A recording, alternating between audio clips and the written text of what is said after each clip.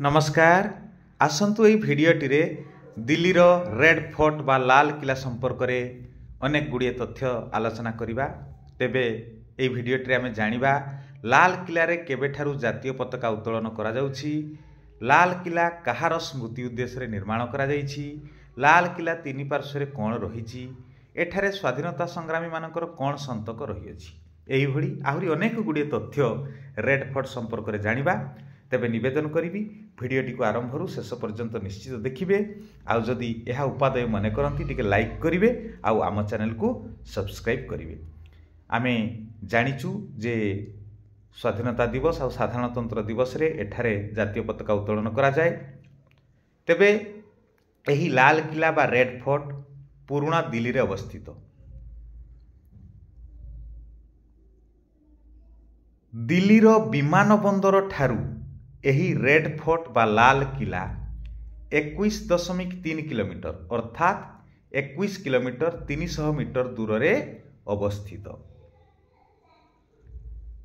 1639 मसीहा मे 12 तारिख रे मोगल सम्राट शाहजहां एहार निर्माण निमंते कार्य आरंभ करथिले, कहिले भित्ति प्रस्तर स्थापन करिथिले। एही लाल किला 250 एकर जगार निर्माण करा जाइछि। एही लाल किलार लंब 2.5 किलोमीटर ओ नदीरू एहार उच्चता होछि 60 फुट। जमुना नदी जलस्तर रु एहार उच्चता 60 फुट रहिछि। लाल किला रे आमर स्वाधीनता संग्रामी मानकर एक संग्रहालय अछि, गोटे म्यूजियम अछि। ता भितरे लाल किला रे आमर स्वाधीनता संग्रामी मानकर एक संग्रहालय अछि। शाहजहां को पुत्र औरंगजेब एही लाल किला रे गोटे मोती मस्जिद निर्माण करी थिले। ताजमहल रो प्रसिद्ध डिजाइनर उस्ताद अहमद लाहोरी को स्मृति उद्देश्य रे शाहजहां लाल किला को निर्माण करैथिले। 2007 मसीह यूनेस्को पक्षरु वर्ल्ड हेरिटेज लिस्ट रे सामिल होईची आमर ए रेड फोर्ट बा लाल किला, जहा आम भारतीय पई एक गर्व आउ गौरवर कथा।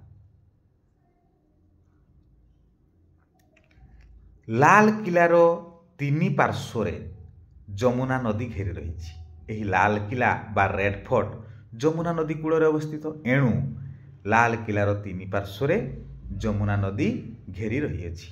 एणु एक प्राकृतिक सौंदर्य भरा एही लाल किला खूब आकर्षणीय।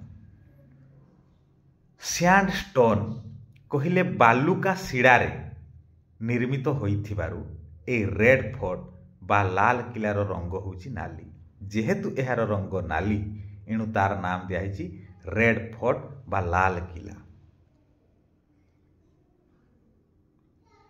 देश स्वाधीन हेबा परे भारतर प्रथम प्रधानमंत्री जवाहरलाल नेहरू एही लाल किला रे प्रथम थर जातीय पताका उत्तोलन करथिले।